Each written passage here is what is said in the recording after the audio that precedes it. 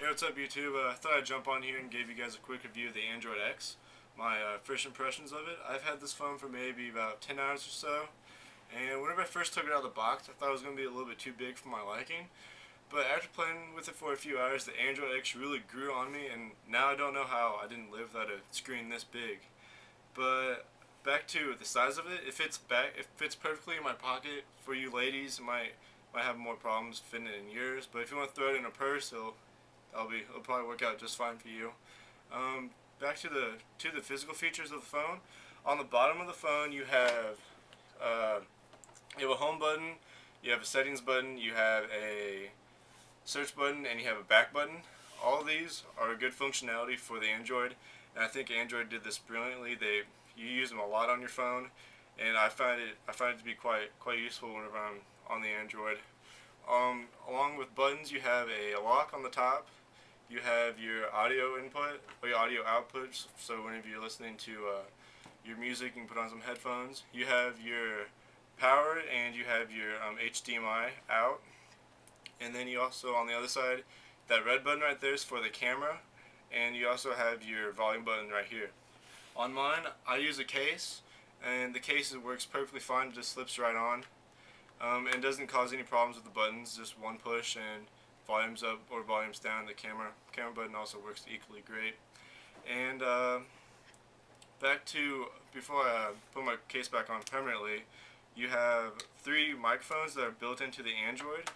You have one on the back. It's a little tiny hole. Might be able to see it. You have one by your mouthpiece right here, and you have one on top. These three microphones are used for sound cancellation, and I made a call on my Android to my home phone. I listened to myself, or I had my brother listen to me, and he said that it worked great. Sound quality was crystal clear, and so I have no problems with 3G or the sound quality of the phone. Back to things that I liked about the phone. Well, I'm going to jump to applications real quick. The Android market's huge, and you have lots of options. A few apps that I like about the Android is that Launch X. It's a widget that you're able to make, and you're able to plug in different applications in these widgets for quick shortcuts. So on the bottom of mine, I have my calculator. I have all my settings that I use for the phone. Like for instance, let me read these off to you. I have Astra, I have Dropbox, I have Files, and I have settings in my account, which is great for like quick shortcuts for like editing settings or any type of like applications you want to bundle together. For instance, like your social networking, I have all my social networking apps on the top right here. So I have my Facebook, I have my Twitter, I have Google, I have Skype. I have all that in one location, so I can just quickly like click on something instead of having to scrolling through the 7 windows to get to what I want. Now, the applications that I like so far that I've downloaded from the app market is Launch X, of course, and I've also Astro and Dropbox. Astro is a good way to organize your files that you have on your phone, and Dropbox, go back real quick. Dropbox is good for sending files to your phone.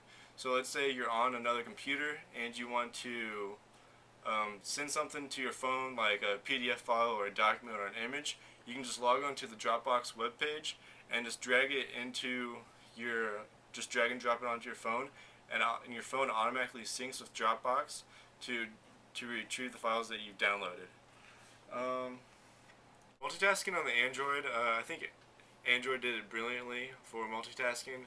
I was multitasking a few minutes ago. I was sitting on my bed and I was listening to Pandora and reading a few news articles. Multitasking on the Android is smooth. It's not glitchy or laggy. It really doesn't slow down my phone at all. And for instance, if you want to see how multitasking works on the Android, you can, on your notification bar, you grab the top and pull it down, and it shows what applications are running in your background.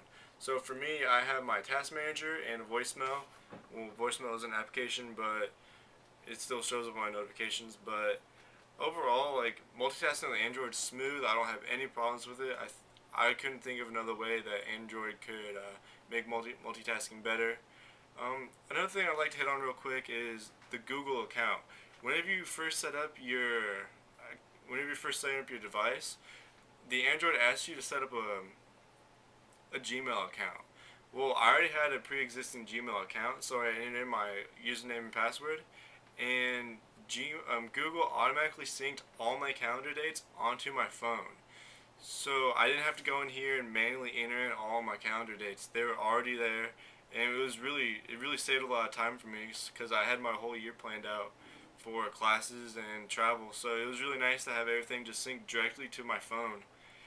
And overall, the phone's solid. It feels good in your hand. Oh, I think Apple has a strong competitor with the new Android X out, and that's all.